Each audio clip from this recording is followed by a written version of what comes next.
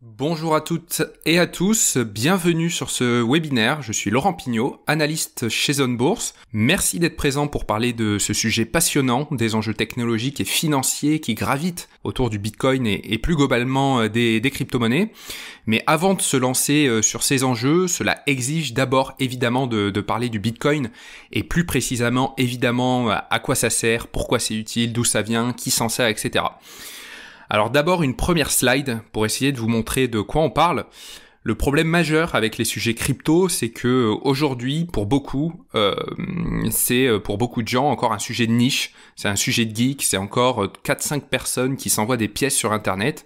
Alors ça, c'était probablement vrai il y a encore 10 ans, voire un peu moins. Mais la réalité, c'est que ça a beaucoup changé, ça a beaucoup évolué ces 10 dernières années.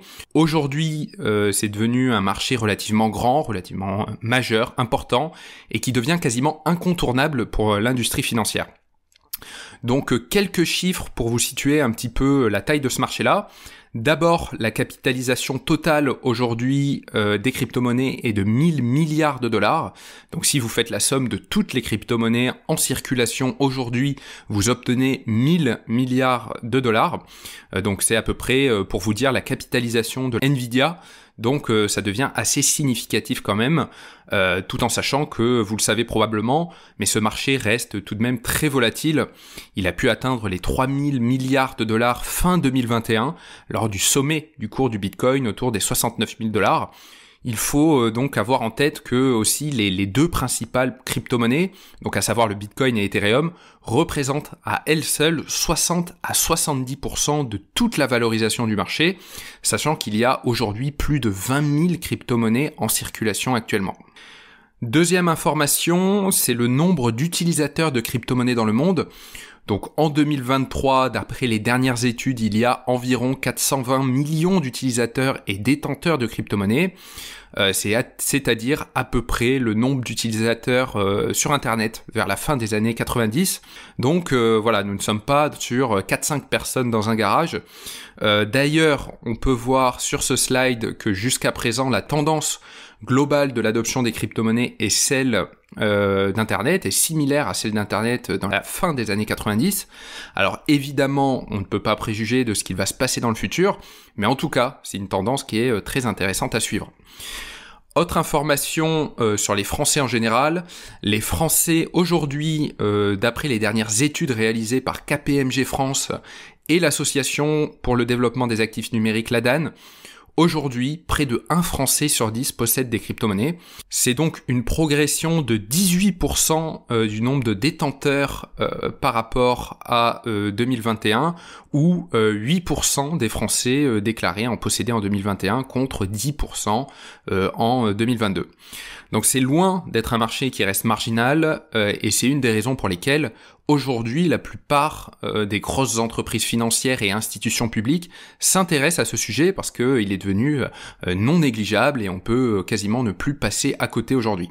Mais tout de même, pour nuancer ces chiffres qui paraissent très importants, avec un Français donc sur 10 qui investissent dans les crypto-monnaies. Dans un même temps, ces études révèlent que les Français investissent moins de 10% de leur épargne en crypto-monnaie en moyenne et en général, ce qui fait un nombre important en nombre d'individus certes, mais en valeur, ce n'est pas des sommes astronomiques que les Français investissent directement dans les crypto-monnaies.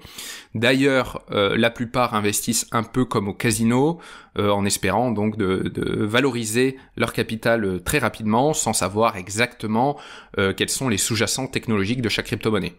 En tout cas, c'est une tendance qui est très intéressante à suivre, là aussi, en ce qui concerne l'appétence des Français pour cette industrie des crypto-monnaies. Maintenant, si on se concentre sur une grosse partie du sujet, qui est la partie paiement, souvent, on voit les crypto-monnaies comme des actifs, on voit les fluctuations de prix, la volatilité, on ne retient que ça, mais la réalité des faits, ce sont aussi que ce sont des systèmes techniques qui permettent de payer et de transférer de la valeur à peu près partout dans le monde aujourd'hui. Donc là aussi, sur ces systèmes-là, quelques informations. Les deux plus grosses cryptos, qui sont, comme je le disais, Bitcoin et Ethereum, font à peu près globalement, en moyenne, 1,5 million de transactions par jour. Et donc, pour mettre ça en perspective, en face de ça, Fedwire, qui est l'équivalent du système SEPA aux États-Unis. Donc, pour faire simple, le système de paiement interbancaire aux États-Unis, eh bien, c'est 2 fois moins. Donc aujourd'hui, les deux plus grosses cryptos font 2 fois plus de transactions par jour en cumulé que le système américain de transfert d'argent interbancaire Fedwire. Donc là aussi, en termes de valeur, c'est aussi non négligeable. Bitcoin, à lui tout seul en 2022, a traité plus de 8 milliards de dollars de valeur en transactions. Donc là aussi, c'est non négligeable, d'autant plus que ce chiffre-là exclut toutes les opérations de trading sur les plateformes d'échange. Donc sur ces 8 000 milliards, cela concerne uniquement le transfert de Bitcoin d'un portefeuille à un autre et non la négociation de trading sur les plateformes. C'est donc extrêmement intéressant à voir et en avoir conscience de ces chiffres-là. Je vous ai mis aussi à droite de la slide, à titre d'information, la capitalisation des actifs les plus valorisés au monde, où l'on trouve les plus grosses sociétés cotées en bourse aujourd'hui, et l'or et l'argent. Et on voit tout de même que le Bitcoin fait partie de ces actifs les plus valorisés au monde. Ça donne un petit aperçu de la place du Bitcoin en termes de valorisation sur les marchés financiers aujourd'hui. Maintenant que nous avons vu ces chiffres-là, rentrons dans le vif du sujet. À quoi ça sert tout ça et pourquoi il y a des enjeux derrière le Bitcoin et les crypto-monnaies globalement. Alors ce qu'il faut comprendre, si on prend un petit peu de recul, c'est que sur les 50 dernières années, la numérisation a évidemment touché une énorme partie des industries, la plupart en réalité, en passant par les médias, les télécoms et les industries de la communication tout particulièrement, puisque de base, Internet est une technologie de la communication avant tout, mais malheureusement, la finance n'a pas pu faire aussi vite que le reste des industries pour une raison simple, c'est qu'Internet, nativement, ne sait pas gérer de la valeur, de la rareté, et donc quelque chose qui doit être transféré, on va dire un suivi. Tout le monde comprend que si j'ai 20 € et que je les copie au lieu de les envoyer, il y a rapidement un problème car tout le monde peut créer de l'argent. Donc on a dû rajouter une brique dans la transaction de la finance vers le numérique, qui est l'intermédiation, la bancarisation. À titre d'exemple, en France, en 1960, pour vous situer un petit peu, il n'y avait que 6 millions de comptes bancaires pour 45 millions d'habitants. C'est donc forcément une bancarisation relativement faible et qui concerne en plus majoritairement les riches. Et ce sont des personnes qui ont en plus en règle générale plusieurs comptes pour une personne. À partir de 2010, le taux de bancarisation a atteint 95% en France. Donc on voit évidemment qu'il y a eu une grosse tendance de fond et que ça a été un changement majeur dans la vie des Français, à tel point qu'aujourd'hui, la loi interdit de payer par exemple un salaire supérieur à 1 500 € en dehors d'un compte bancaire, ou encore qu'on n'a pas le droit d'effectuer des paiements en cash au-dessus de 1 000 €. Donc il y a véritablement eu un changement majeur qui s'est opéré via la numérisation et implicitement forcément la bancarisation ces dernières années et même ces dernières décennies. Donc pourquoi je vous dis ça ? Comme je le disais, Internet n'est pas fait pour gérer de la valeur. Si on essayait de gérer de la valeur, de la rareté en ligne, sans intermédiaire, on se retrouverait avec un problème qu'Internet ne sachant faire que de la copie, eh bien tout le monde peut créer de l'argent, le dépenser plusieurs fois, et donc tout ça rapidement va perdre son sens. C'est pour ça que les banques aujourd'hui n'ont pas forcément un rôle de transfert, elles ne le font pas à proprement parler, par contre elles ont un rôle de tenue de compte, de tenue de registre, donc quand vous faites un virement, les banques actualisent les registres de qui possède quoi. Ce que permet Bitcoin en termes de rupture fondamentale, c'est qu'il permet de représenter de la rareté dans le monde numérique, qui par essence, normalement, est censé être fini. Donc cette rupture-là est fondamentale, car ce que ça veut dire, c'est qu'on a une sorte de couper-coller au lieu de copier-coller en ligne, et qu'on peut réaliser ces opérations sans intermédiaire bancaire ou de quelconque nature. Alors quelques usages de Bitcoin aujourd'hui et demain, il y en a 3 principaux. Le premier, c'est le paiement. Vous avez probablement vu ou entendu qu'un pays, en l'occurrence le Salvador, en a fait sa monnaie officielle en 2021, le Bitcoin, et qui a un taux d'adoption de téléchargement de portefeuille qui est au-dessus de 70%, mais d'une utilisation un an après, en 2022, qui est autour de 20-25%, ce qui est en réalité, mais il faut le savoir dans un même temps que le taux de bancarisation au Salvador est de 25%, ce que ça veut dire concrètement, c'est qu'en l'espace d'un an, Bitcoin arrive au même niveau que l'industrie bancaire dans le pays en termes de bancarisation, mais évidemment, c'est encore trop tôt pour juger de manière définitive de la réussite ou non de l'adoption du Bitcoin comme monnaie officielle. En tout cas, la plupart des industries du paiement aujourd'hui s'y intéressent parce que le Bitcoin, c'est pratique, c'est pas cher, c'est mondial, c'est pas fermé le dimanche et les jours fériés, donc c'est très intéressant à regarder comme outil de paiement forcément. Il y a aussi un sujet d'inclusion financière aussi qui est très important. Pourquoi ? Parce que si on enlève la nécessité d'intermédiaires bancaires, on permet à tous ceux qui ne sont pas bancarisés d'accéder à un système financier numérique. Et ça, c'est un enjeu majeur car aujourd'hui, presque 2 milliards d'adultes sur la planète n'ont pas accès à un système financier primaire. Et donc tous ces gens-là, qui possèdent d'ailleurs en grande partie, en grande majorité un téléphone portable, pourraient aller vers le Bitcoin pour de l'inclusion financière. Je vous ai mis en bonus à côté, contrairement à l'idée assez répandue, le classement des pays qui ont la plus grosse utilisation de Bitcoin en tant que particulier. Alors c'est un classement qui pondère en valeur absolue évidemment, sinon les États-Unis étant le pays le plus riche, seraient les premiers partout, et un classement donc qui pondère en fonction du pouvoir d'achat, de l'utilisation des paiements en pair à pair, etc.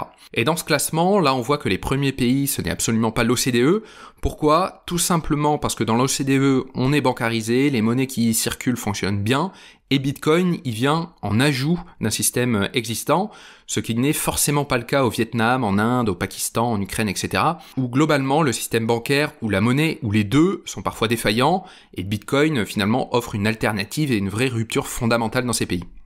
Et la troisième utilisation, c'est celle en tant que réserve de valeur, d'investissement, qui est largement débattue, mais en tout cas, petit à petit, ça commence à être perçu comme tel, parce qu'un certain nombre d'entreprises et de pays, avec le Salvador au premier rang, et on a vu d'autres initiatives dans d'autres pays du monde. Maintenant, venons dans les éléments extrêmement importants qui ont un rôle finalement politique majeur. Cet élément de rupture majeure, c'est celui-ci, et il est malheureusement mal perçu lorsqu'on parle du Bitcoin pour les gens et l'industrie financière qui s'arrêtent finalement à la spéculation sur le cours du Bitcoin, bien que ce soit en train d'évoluer évidemment. C'est que nous sommes en train de passer d'une façon de fonctionner à une autre, et il ne s'agit pas d'un ajout, d'une amélioration ou simplement d'une innovation incrémentale. En fait, avec Bitcoin, là on a une vraie rupture beaucoup plus importante. Pourquoi ? Parce que dans le système actuel, dans la façon de fonctionner à l'ère du numérique, encore une fois, nous sommes sur de la tenue de registre. Qu'est-ce que ça veut dire de la tenue de registre ? C'est-à-dire que la différence fondamentale par rapport à avant la bancarisation où les gens avaient de l'argent liquide, parfois des lingots d'or, des choses physiques, etc., c'est que précisément, ils possédaient ces choses. Quand vous avez un lingot d'or ou de l'argent liquide sous votre matelas, cet argent, il est chez vous. C'est vous qui le détenez et c'est vous qui décidez quoi en faire.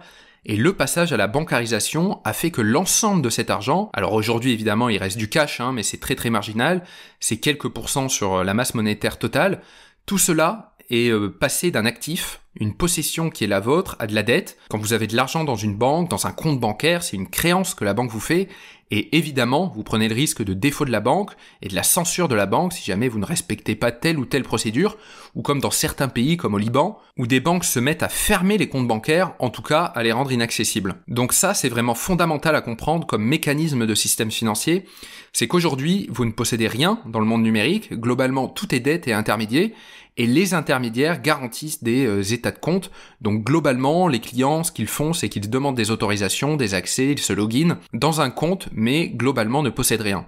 La seule alternative étant l'argent liquide, mais il a ce problème que l'argent liquide n'est pas adapté à l'ère du numérique, car comme son nom l'indique, il est physique, donc on ne peut pas l'utiliser pour faire ses achats en ligne par exemple. En revanche, ce point fondamental qu'apportent les crypto-monnaies, et tout particulièrement le Bitcoin, c'est cette capacité à détenir. Et ça, c'est très très important car ça veut dire qu'on peut posséder en propre, vous pouvez faire pareil que l'argent liquide, mais dans le monde numérique. Donc là, c'est top car ça veut dire qu'on peut faire des transactions partout sur la planète, quand vous voulez, jour et nuit, sans passer par un intermédiaire, sans être censurable, etc., etc.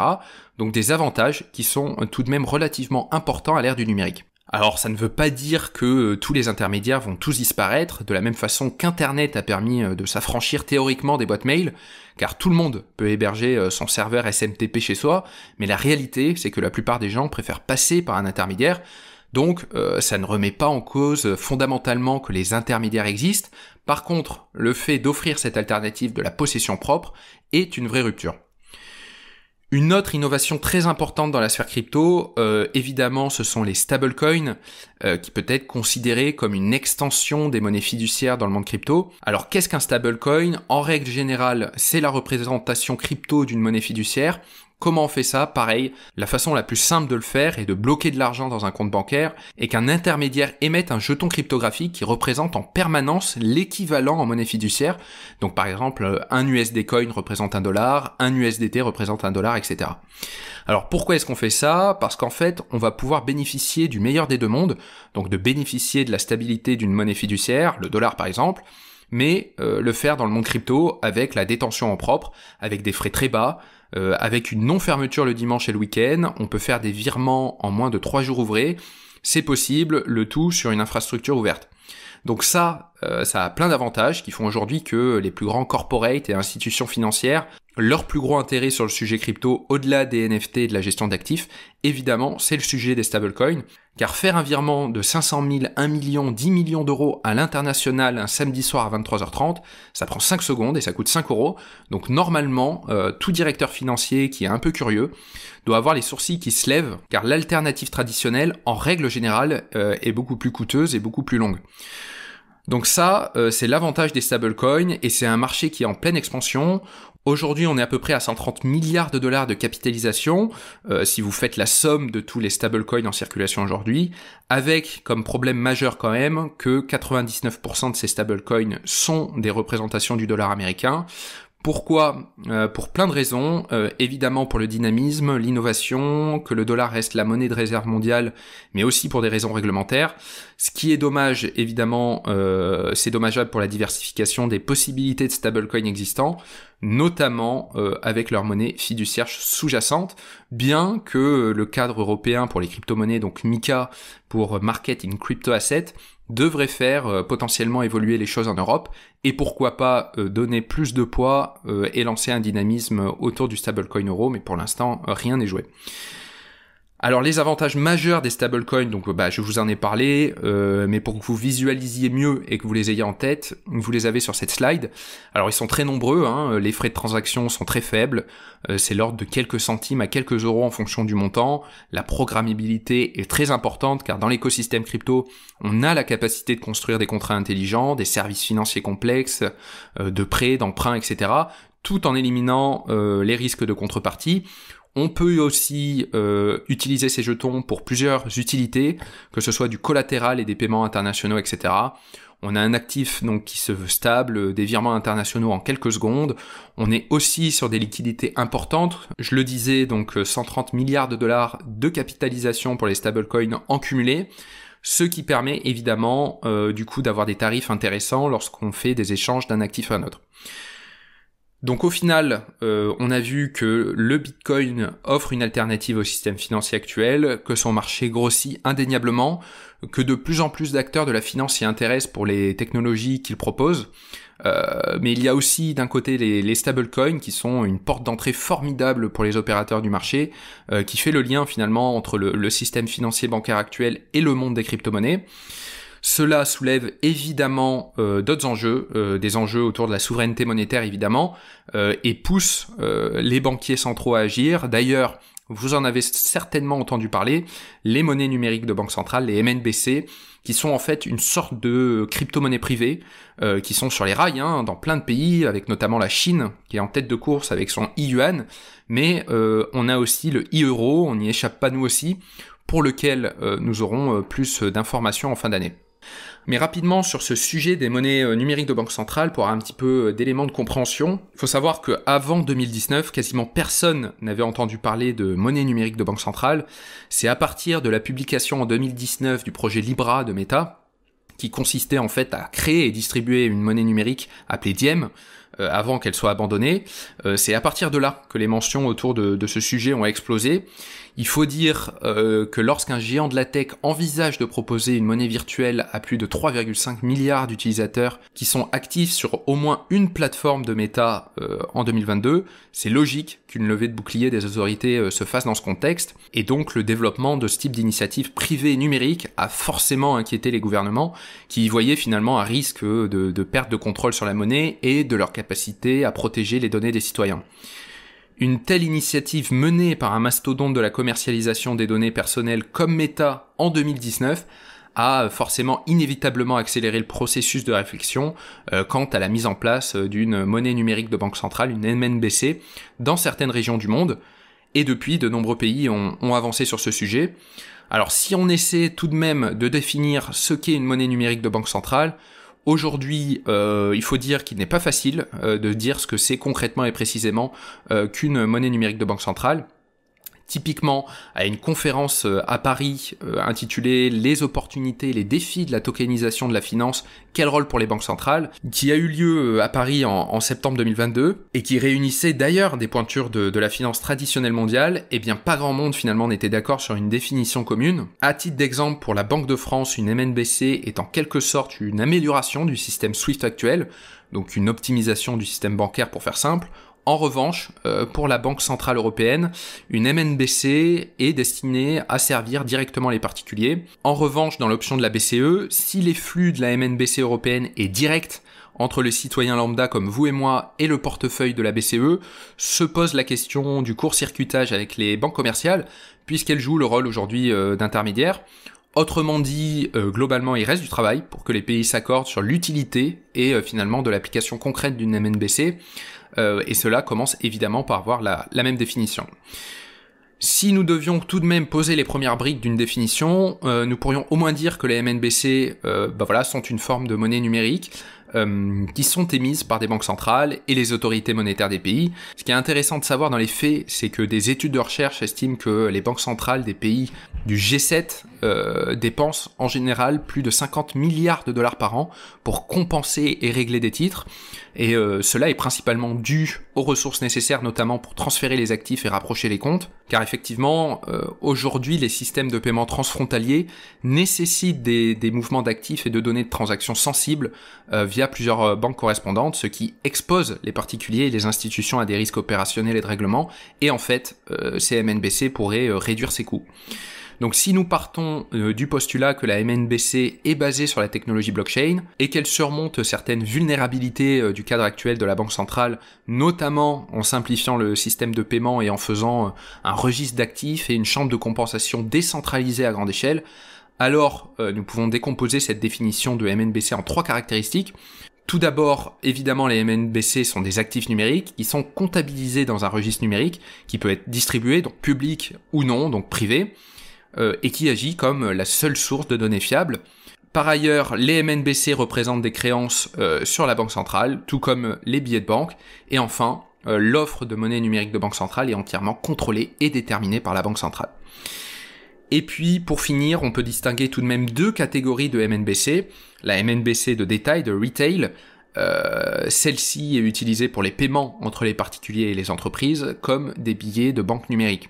Et puis, il y a la MNBC de gros, wholesale, qui est, elle, utilisée pour faciliter le règlement interbancaire, c'est-à-dire les paiements entre quelques banques et autres entités qui ont des comptes à la Banque centrale. Si pour l'instant on se penche sur les avantages de ces monnaies numériques de banque centrale avec le peu d'informations que l'on a pour l'instant, il est difficile évidemment d'imaginer à quoi elles vont ressembler, mais sur l'aspect de l'inclusion financière, si nous prenons l'exemple de cet aspect donc d'inclusion financière aux États-Unis, les enquêtes menées par la Federal Deposit Insurance Corporation, donc la FDIC, révèlent que certains citoyens n'ont pas de compte bancaire parce qu'ils ne remplissent pas les conditions minimales requises pour ouvrir un compte, notamment les exigences de solde minimum pour payer les frais de tenue de compte. Plus précisément, lors de la dernière enquête réalisée en 2021 par la FDIC, 4,5% des ménages américains, donc environ 5,9 millions de personnes, étaient non bancarisés aux États-Unis, ce qui signifie que personne dans le foyer n'avait un compte courant ou d'épargne dans une banque ou une coopérative de crédit. D'ailleurs, dans l'étude, la mention, je cite, « Vous n'avez pas assez d'argent pour respecter les exigences de solde minimum » a été citée par 21,7% des ménages non bancarisés comme la principale raison de ne pas avoir de compte dans l'étude de la FDIC. En réalité, si on prend un peu de recul, même si nous supposons que les monnaies numériques de banque centrale peuvent éliminer les frais, finalement, l'argent et la finance restent 2 choses distinctes. Les potentiels futurs comptes sans frais des monnaies numériques de banque centrale ou les cartes prépayées d'aujourd'hui n'intègrent pas soudainement les gens dans le système financier global. Concernant la confiance, les banques ne sont peut-être pas la tasse de thé de tout le monde, mais le gouvernement n'est pas non plus très apprécié de l'autre côté de l'Atlantique. l'étude de Pew Research révèle que la confiance du public dans le gouvernement américain est à un niveau historiquement bas. En 2022, seuls 2 Américains sur 10 ont déclaré faire confiance au gouvernement de Washington. Concernant la vie privée, certes, les banques peuvent être curieuses, mais n'oublions pas que c'est le gouvernement américain de l'autre côté de l'Atlantique qui les a transformés en mouchards de force de l'ordre sous l'application de la loi dans le cadre de la loi sur le secret bancaire de 1970. Les banquiers centraux, que ce soit sur le vieux continent ou de l'autre côté de l'Atlantique, ont déjà déclaré que l'anonymat n'était pas possible avec ces monnaies numériques de banque centrale, donc elles pourraient potentiellement venir en couche supplémentaire de surveillance sur la loi sur le secret bancaire. Bien que l'anonymat dans les transactions soit impossible dans le cadre de la lutte contre le blanchiment d'argent et le financement du terrorisme, nous pouvons nous demander pour l'instant, avec le peu de détails qu'on a, si l'émission d'une monnaie numérique de banque centrale va réellement aller dans le sens d'une amélioration de la confidentialité des transactions de manière générale, ou du moins de ne pas la détériorer. Mais alors pour l'instant, qui en profite ? Si on regarde en fin d'année dernière, la Réserve fédérale américaine, la Fed, a lancé la phase de développement de sa monnaie numérique de banque centrale, un programme pilote de 12 semaines avec les plus grandes institutions du pays, que ce soit Deloitte, HSBC, JP Morgan, Mastercard, McKinsey, Visa, etc. Et ce qui est intéressant, c'est que certaines des entreprises qui promeuvent activement les MNBC sont également celles qui ont encouragé la Fed à aller de l'avant sur ce sujet. En fait, un bon nombre de sociétés ont émergé à la poursuite de ce qui semble être potentiellement une grande opportunité de passation de marché public de l'autre côté de l'Atlantique, de la promotion de la recherche des MNBC au développement de la technologie liée à celle-ci. En fait, beaucoup ont reconnu qu'il y avait une énorme opportunité de profit sur la table. Évidemment, il est encore trop tôt, nous n'avons pas encore beaucoup de détails sur la mise en place et le développement de ces MNBC pour l'instant. Comme je le disais, nous en saurons plus en fin d'année, où nous aurons plus de rapports de la part de la Banque Centrale Européenne sur ces MNBC. Ce sera d'ailleurs peut-être l'occasion de faire un webinaire sur ce sujet, si jamais ça vous intéresse. Alors je voudrais finir tout de même ce webinaire en vous montrant ce graphique. L'une des choses que vous avez très certainement entendu parler lorsqu'on parle des crypto-monnaies, c'est la fameuse volatilité du Bitcoin. D'ailleurs, dès que le Bitcoin perd 10 ou 15% dans la journée, on nous explique qu'il y a eu un crash, que sa valeur va tomber à zéro, que c'est une catastrophe, etc. Alors oui, il y a de la variation, il y a de la volatilité, c'est indiscutable. Par contre, la tendance, vous la voyez, est assez claire sur ce graphique qui démarre en 2010. On voit qu'il y a quand même tendanciellement une appréciation sur un historique d'une dizaine d'années, sachant que là, nous sommes sur une échelle logarithmique, on passe donc des unités d'un facteur 10, ce qui aplatit la courbe, mais ça permet tout de même de mieux visualiser son évolution que si c'était une échelle linéaire. Donc quand on dit qu'il y a de la volatilité, oui, mais il faut bien avoir en tête ce scope long terme, bien que évidemment les performances passées ne préjugent en rien des performances futures. Et les lignes verticales que vous voyez, c'est les échéances dans le calendrier de la création monétaire de Bitcoin qui est fixé dans le logiciel. Donc tous les 4 ans, en moyenne, on a une division par 2 de nouveaux Bitcoins qui arrivent sur le marché via le mining de Bitcoin. Et quelque part, ça accompagne cette croissance car la rareté de Bitcoin a tendance à s'accentuer au fil du temps avec cette division par 2 qui s'appelle le Halving Day, qui aura lieu d'ailleurs en avril 2024 pour le prochain, ce qui fera passer cette fois-ci la rémunération d'un bloc validé de 6,25 Bitcoin à 3,125 Bitcoin, donc il y aura 2 fois moins de Bitcoin distribués à chaque bloc, donc toutes les 10 minutes à peu près. C'est pourquoi aujourd'hui, il y a 19,4 millions de Bitcoin en circulation sur 21 millions au total, mais avec cette division par 2 tous les 4 ans, la date où tous les bitcoins seront en circulation est estimée à 2140. En tout cas, c'est bien d'avoir ce graphique dans un coin de la tête pour voir si cette tendance de la dernière décennie se prolongera ou non dans les prochaines années. Pour clôturer ce webinaire, on se retrouve sur Jeune Bourse, sur la page d'accueil des crypto-monnaies, où vous pourrez avoir plus d'informations sur le sujet, notamment l'évolution des principales crypto-monnaies, les dernières actualités, ainsi que les actifs qui ont le plus augmenté sur 24 heures dans la catégorie top et le plus baissé sur la même période dans la catégorie flop. On a aussi un autre onglet dans la catégorie palmarès. Là, vous aurez un aperçu plus large de l'évolution des crypto-monnaies avec plus d'informations comme la variation sur 24 heures, sur 5 jours depuis le 1er janvier. Vous avez aussi la capitalisation de chaque actif sur la droite. D'ailleurs, les crypto-monnaies sont naturellement classées par valorisation dans ce palmarès. Et puis la date de lancement de chacune d'entre elles. Vous pouvez aussi évidemment ajouter à votre liste en cliquant sur les petits carrés à gauche de chaque crypto-monnaie, donc les ajouter à votre liste pour les surveiller. Et enfin, un outil très intuitif, si vous voulez voir les graphiques de chaque crypto-monnaie, dans l'onglet graphique, c'est que vous avez une liste déroulante des crypto-monnaies sur le côté à droite, qui vous permet de naviguer d'un graphique d'une crypto-monnaie à une autre, sans quitter cette page finalement, ce qui est finalement très pratique pour avoir un aperçu rapide de tous les graphiques de chaque crypto-monnaie. Voilà, merci à tous de votre écoute. On arrive à la fin de ce webinaire sur ce sujet passionnant du Bitcoin et des crypto-monnaies. Il y a énormément d'autres sujets en lien avec les crypto-monnaies qui peuvent être abordés. On pourrait parler de la finance décentralisée en profondeur ou encore d'Ethereum, la deuxième crypto-monnaie du marché en profondeur là aussi. Ça sera l'occasion de faire d'autres webinaires sur ces sujets. Je vous laisse les contacts si vous avez d'éventuelles questions. Je vous souhaite une excellente fin de journée. Au revoir.